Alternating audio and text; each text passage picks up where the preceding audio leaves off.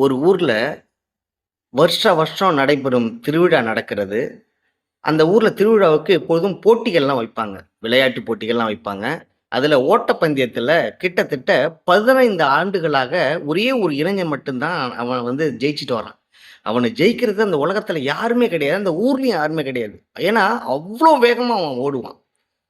இது காலாகாலமா நடந்துகிட்டு இருக்கிற ஒரு நிகழ்ச்சி. அப்பொழுது அந்த ஊர்லேருந்து 15 வருஷத்துக்கு முன்னாடி ஒரு பையன் படிக்க போயிருந்தான். அவன் இந்த வருஷம் தான் அந்த ஊருக்கு வரான். இந்த திருவிழாவுல அவன ஜெயிக்க முடியாதுங்கிற ஒரு வார்த்தைய அவன் கேள்விப்படுறான். அப்ப என்ன நினைக்கிறான், இந்த வருஷம் நான் கலந்துக்கிறேன். அவன நான் ஜெயிக்கிறேன் என்று சூளுரைக்கிறான். அதே மாதிரி தீமிதி திருவிழா சித்திரை மாசம் நடைபெறுகிறது. அந்த திருவிழாவிற்கு அந்த விளையாட்டு போட்டியும் வைக்கிறாங்க. 2 பேரும் எப்பொழுதுமே ஜெயித்துக் கொண்டிருந்தவன், இந்த முறை நான் தோக்க மாட்டேன்னு உறுதியா இவன் என்ன பண்றான்னா, பிராக்டிஸ் பண்ணிக்கிட்டு இருக்கிறான். இப்போ புதுசா வந்தவன் என்ன பண்ணான், 15 வருஷம் இந்த ஊர ஏமாத்தி இந்த உன்ன யாருமே வின் பண்றதுக்கு இல்லையா? இந்த வருஷம் நான் இறங்குறேன். உன்ன நான் ஜெயிக்கிறேன்னு சொல்லிட்டு அவனும் பிராக்டிஸ் பண்ணிட்டு இருக்கிறான். அந்த தீமிதி திருநாள் வருகிறது. விளையாட்டு போட்டி நடக்கிறது. 2 பேரும் அந்த நேர்கோட்டில் நிற்கிறார்கள்.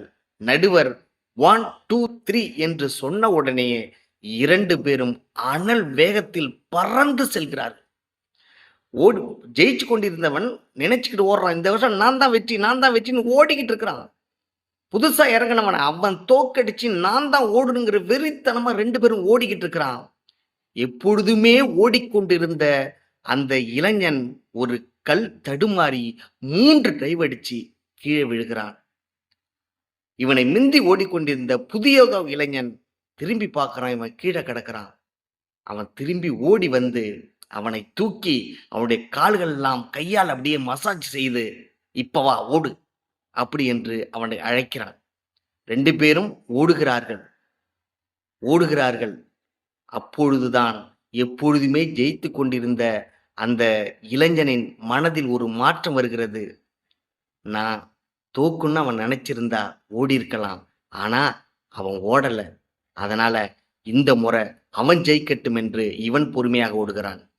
புதிதா வந்த இளைஞன் நினைக்கிறான், எந்த வருஷமும் எல்லா வருஷமும் ஜெயிச்சவன், இந்த வருஷம் கீழ விழுந்துட்டான். அதனால அவனால ஜெயிக்க முடியாத போகக்கூடாது.